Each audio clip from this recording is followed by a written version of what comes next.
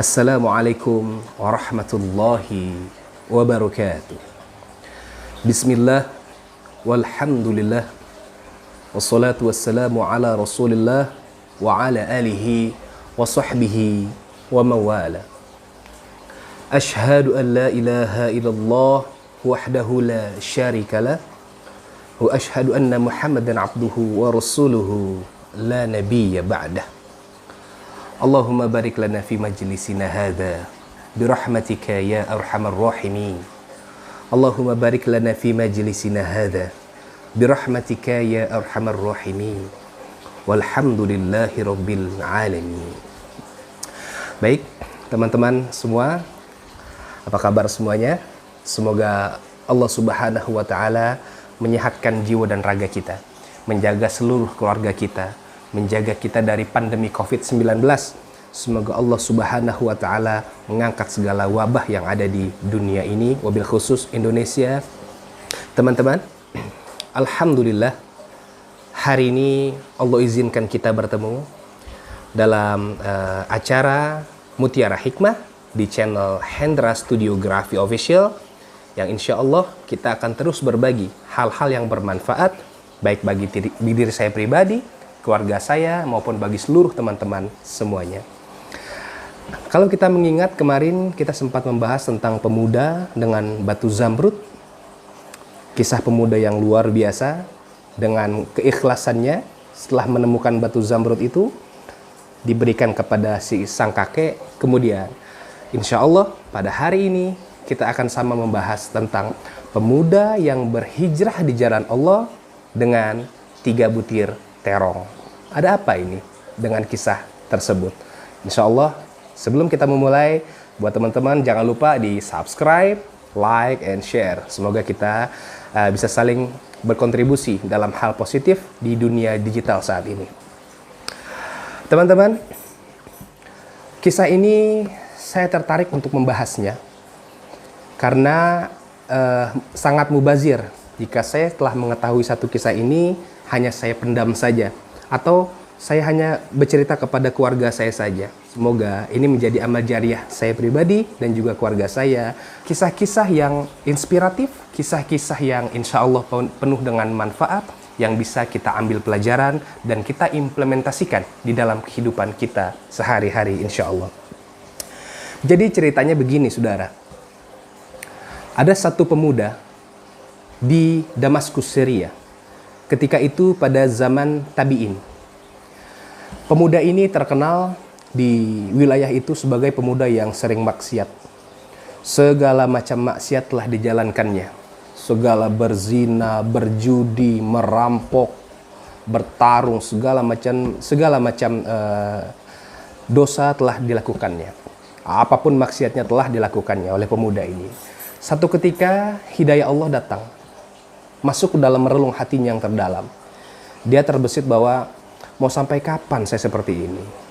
Mau sampai kapan saya terus-menerus menjalani dosa yang saya tumpuk? Mungkin Allah muqallibal qulub, karena Allah adalah maha pembolak-balik hati, saudara. Nah, ketika itu mungkin dia sudah lelah dengan kehidupan dosanya. Dia terbesit dalam hatinya untuk melaksanakan atau untuk berhijrah di jalan Allah. Ketika itu si pemuda melihat ada satu masjid, nama masjidnya adalah Masjid At-Taubah. Di sana ada seorang syekh yang mengajar di sana dan terkenal masjid itu dengan keberkahannya. Singkat cerita, pemuda itu menghampiri masjid tersebut, Masjid At-Taubah tersebut. Dia menemui sang guru. Ya, syekh. Dia perkenalkan dirinya. Tapi dalam riwayat saya tidak menemukan siapa namanya, tapi setidaknya ini bisa menjadi pelajaran berharga bagi kita. Pemuda itu berkata kepada si syekh itu, si guru itu, "Ya syekh, aku berniat untuk berhijrah di sini. Maukah engkau menjadi guruku ya syekh?" Lalu syekh berkata, "Anda ini dari mana?" "Saya dari Damaskus, Syria." Dia cerita kepada syekhnya, "Saya terus terang saya ingin berhijrah di jalan Allah syekh. Saya telah capek dengan segala macam maksiat yang saya telah lakukan. Saya berlumuran dosa syekh. Saya ingin tobat di jalan Allah." Syekh itu akhirnya mengatakan bahwa, ya pemuda, jika kau ikut berguru denganku di sini, aku orang miskin. Aku tak mampu untuk menghidupimu. Aku tidak mampu untuk memberikan kau makan, kau pakaian. Kau tahu, nih kata Syekhnya, setiap hari aku hanya makan 3 butir kurma saja dan air putih, tidak lebih. Gitu. Tidak ada makanan berlebih yang sekiranya aku bisa bagi engkau. Apakah kau bersedia, hai pemuda? Pemuda itu bilang, ya Syekh, aku telah kuatkan azam tekadku untuk berhijrah dari Allah. Pemuda bilang begitu. Lalu Syekh bilang, kau siap dengan konsekuensinya? Kau hanya makan 3 butir kurma sehari dan air putih saja, tidak lebih dari itu? Pemuda bilang, baik Syekh, aku siap. Aku telah lelah dengan masa laluku. Singkat cerita, bergurulah dia, si pemuda itu, dengan Syekh yang ada di Masjid At-Taubah, Damaskus, Syria. Selang 3 hari setelah dia melakukan pembelajaran di sana, dibina akhlaknya, fikihnya, segala macam amal ibadah telah diajarkan oleh si sang Syekh. Disinilah poin setan masuk dalam relung hatinya dan pikirannya. Setan dengan halus membujuknya agar tetap melaksanakan maksiat bagaimanapun ceritanya. Setan membisiki si pemuda ini dengan cara, hai pemuda, kau ini kan telah hijrah. Setidaknya kau lihat dong, gurumu itu tuh nggak pernah makan yang enak. Gurumu itu selalu makan kurma, selalu minum air. Tidak ada makanan yang lezat dia makan. Kau tuh sebagai muridnya tidak mau berbakti memangnya. Sindiran halus, bisikan halus oleh setan masuk ke dalam relung hati si pemuda ini. Pemuda ini terbesitlah. Sepertinya benar, aku harus memberikan sesuatu kepada guruku. Tapi kalau beli, aku tak punya uang. Nah, disinilah, karena dia adalah mantan pencuri, ya kan, mungkin masih ada sisa-sisanya teknik-teknik pencurian atau perampokan ke rumah-rumah orang. Dia satu hari izin kepada gurunya, ya Syekh, aku izin keluar, aku ingin berjalan-jalan di sekitar sini gitu. Kata Syekhnya, silahkan pemuda, silahkan. Kalau kau ingin bermain, silahkan. Dia mainlah. Dengan maksud dia ingin mencari apa yang sekiranya bisa dibagi untuk si gurunya ini. Dia melihat tak jauh dari masjid ada rumah pertama. Dia lihat-lihat, wah kira-kira ada yang bisa dimakan gak ya? Karena dia tahu kalau dia minta-minta pasti Syekhnya marah. Dia punya ide, saya colong aja nih kalau ada nih apa yang bisa saya ambil makanan nih. Di rumah yang pertama dia lihat, dia intip, karena kan rumah orang Arab zaman dulu itu hanya menggunakan pelepah kurma saja, menggunakan batang-batang kurma sehingga bisa diintip dari luar, saudara. Nah, lalu dia lihat di dalam itu ada 3 orang wanita yang tidak pakai hijab, yang namanya di rumah kan. Lalu si pemuda itu langsung memalingkan pandangannya. Dia langsung buru-buru pergi karena bukan itu tujuannya. Dia ingin cari makanan nih, makanan apa yang bisa dibagi ke gurunya nih. Masuklah ke rumah kedua.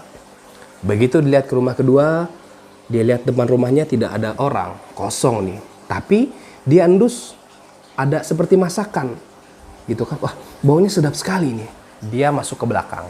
Kemudian dia lihat di dapurnya itu, jadi ada masakan dalam satu panci yang berisikan 3 butir terong di sana. Dia masuk menyelinap, ya mungkin mantan perampok, dia tahu teknik-tekniknya biar nggak ketahuan. Singkat cerita dia masuk ke dalam dapur si rumah tersebut. Dia masuk, dia lihat ada rantang, ada panci, dia buka, dia lihat wah 3 butir terong, sayur terong di sini, yang begitu aromanya begitu nikmat sekali. Dalam riwayatnya seperti itu. Akhirnya tanpa pikir panjang, setan masuk lagi dalam benaknya. Setan bilang, hai pemuda, harusnya sebelum kau bawa ke gurumu itu, kau cobain dulu lah. Takutnya nggak enak. Tapi kalau enak, bungkus. Setan halus dia bilang demi berbakti ke gurunya lah. Bisikan-bisikan setan seperti itu, saudara. Lalu diikutin sama pemuda itu. Dia cuil, salah satu terong itu dicuil, dia masukkan ke dalam mulutnya, saudara. Begitu cuilan terong dimasukkan ke dalam mulut itu pemuda, dia ingat bahwa saat ini dia sedang taubat kepada Allah. Dia sedang taubat karena dia sudah faiza azamta fatawakkaltu 'alallah. Dia bilang setelah dia menguatkan tekad, semua akan dilepaskan kepadanya. Dia ingat nanti kalau aku meninggalkan sedikit dosa ini, Allah akan ganti kok. Ada bisikan baik dalam dirinya, saudara. Kemudian tanpa dia kunyah lama-lama, dimuntahkanlah apa yang telah dimakannya tadi. Begitu dimuntahkan, dia takut karena dia ingat, saya ini sedang taubat, saya pengen pergi dari masa lalu saya. Dia lari sekencang-kencangnya, dia pulang ke Masjid At-Taubah tadi, saudara. Begitu pulang, ada pengajian, dia ikut pengajian, walaupun dia bingung, dia merasa takut di sana. Setelah pengajian selesai, si syekh itu kedatangan tamu, saudara. Kedatangan tamu, satu orang kakek-kakek dan satu wanita muda, cantik, menggunakan cadar yang menjadi tamu si syekhnya itu. Pemuda itu tidak ambil pusing karena dia hanya melihat seperti biasa aja, karena gurunya memang sering menerima masyarakat sana. Singkat cerita, masuklah ke dalam masjid itu seorang wanita tadi menemui gurunya, berbicara panjang lebar, dan dia tahu di depan masjid itu ada seorang kakek-kakek. Akhirnya dia keluar, dia mendekati kakek-kakek, dia ngobrol bincang-bincang biasa gitu. Ya, kayak segala macam layaknya masyarakat biasa. Kemudian sang guru setelah bicara dengan si wanita tadi, memandang si pemuda itu. Dia memanggil, "Hai pemuda, ta'al, sini," kata gurunya. Dia datang, dipanggil sama gurunya kan, dia masuk ke dalam. Nah, di situ ditanya, "Pemuda, kau jujur padaku?" "Ya, Syekh, ada apa, Syekh?" "Apakah kau pernah menikah?" Muda itu bilang, "Belum, saya belum pernah menikah, Syekh."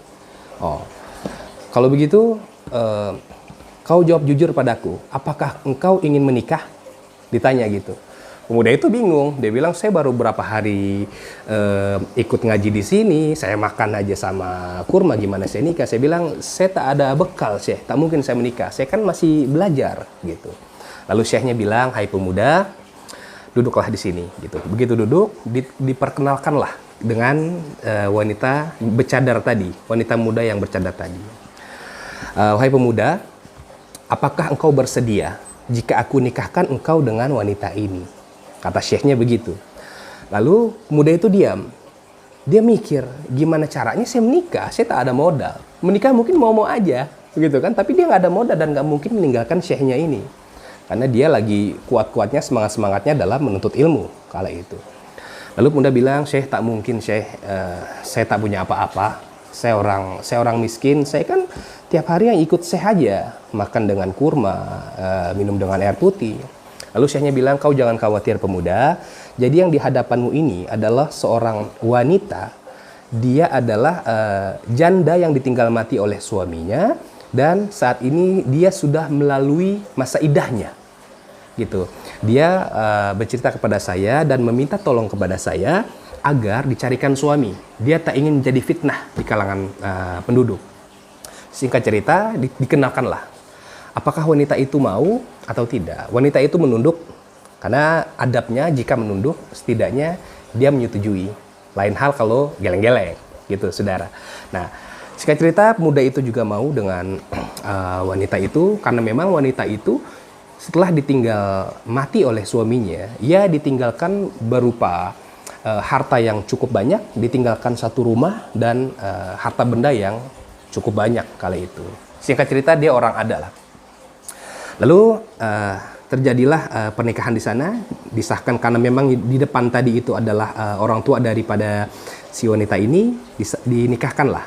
Setelah menikah, bayangkan tadi dia mau mencuri, akhirnya disuruh nikah, gitu kan? Ini agak di luar logika kita, saudara. Kemudian guru itu bilang kepada pemuda, "Hai pemuda, kini kau telah menjadi suami daripada istrimu ini. Kau boleh pulang, karena rumahnya tak jauh dari sini. Kau silahkan pulang, jika kau masih ingin menimba ilmu, silahkan. Kau bisa datang kapan saja denganku. Silahkanlah kau jadi seorang suami yang baik." Singkat cerita, pengantin baru ini, si pemuda yang hijrah ini dengan istrinya, pulanglah ke rumah si istrinya ini. Di sepanjang perjalanan, hati kecil si pemuda deg-degan. Jangan-jangan yang tadi rumah pertama nih, jangan-jangan rumah pertama tadi yang saya pengen curi nih, jangan-jangan dia tadi nih. Ternyata rumah pertama lewat. Alhamdulillah, dalam hati si pemuda itu. Kemudian mau mendekati rumah kedua. Dia ingat keringatnya segede jagung nih, setidaknya gitu. Ini dramatikal saja. Keringatnya udah segede jagung, udah takut. Jangan-jangan ini rumahnya nih, rumah yang tadi saya curi nih terongnya nih. Dia jalan terburu-buru si pemuda itu. Lalu begitu dia jalan terburu-buru, istrinya menarik tangannya dengan kuat. Sayang, kamu mau kemana? Ini rumah kita, kata istrinya gitu. Dah, ya Allah, gimana ini ceritanya? Ini rumah yang tadi aku curi nih terongnya nih. Ternyata rumah istriku yang sekarang nih, gitu kan? Nggak jelas, pikir ya, yang dalam benaknya itu nggak jelas bagaimana ceritanya ini. Bagaimana kalau dia tahu kalau saya tadi sudah mencuri di rumahnya. Masuklah si pengantin baru ini ke rumah sang istri tadi. Begitu duduk di ruang tamu, sang istri mengatakan, hai suamiku, aku tahu kau tak makan ketika belajar dengan syekhmu, kau hanya makan kurma saja kan? Gitu. Dia bilang, iya betul. Gitu. Kau mau makan nggak?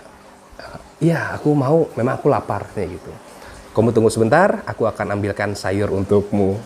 Disinilah deg-degan, saudara. Kita bayangkan kalau diri kita sebagai pemuda itu, deg-degan kan? Aduh, ini yang tadi gue curi nih rumah nih. Kemudian istrinya itu masuk ke dalam kamarnya, lalu teriak dengan bahasa Arab tentunya, teriak dengan bahasa Arab bahwa siapa yang telah mencuri sayur terongku gitu. Akhirnya si suami tadi, pemuda tadi segera lari masuk ke dalam dapurnya. Dia bilang, tenang istriku, aku minta kau tenang gitu.